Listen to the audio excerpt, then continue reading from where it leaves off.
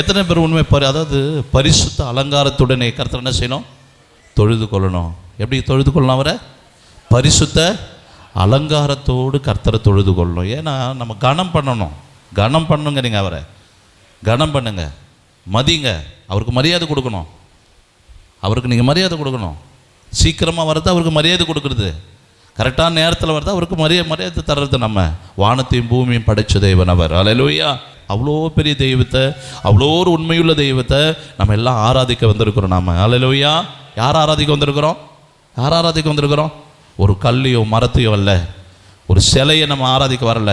இன்றைக்கும் உயிரோடு இருக்கிற தெய்வத்தை நம்ம ஆராதிக்க வந்திருக்கிறோம். இன்றைக்கு இப்போது நீங்கள் கூப்பிட்டீங்கன்னா, ஏசப்பா அப்படி கூப்பிட்டீங்கன்னா, உங்கள் கூப்பிட்ட குரலுக்கு அடுத்த நிமிஷமே பதில் கொடுக்குற தெய்வத்தை நம்ம ஆராதித்து கொண்டிருக்கிறோம். அல்லேலூயா. அப்போனா எப்படி நம்ம அவரை ஆராதிக்கணும்? எப்படி ஆராதிக்கணும்? உண்மையா, முழு உள்ளத்தோடு, முழு பலத்தோடு. வயசு வித்தியாசமே அதுக்கு கிடையாது.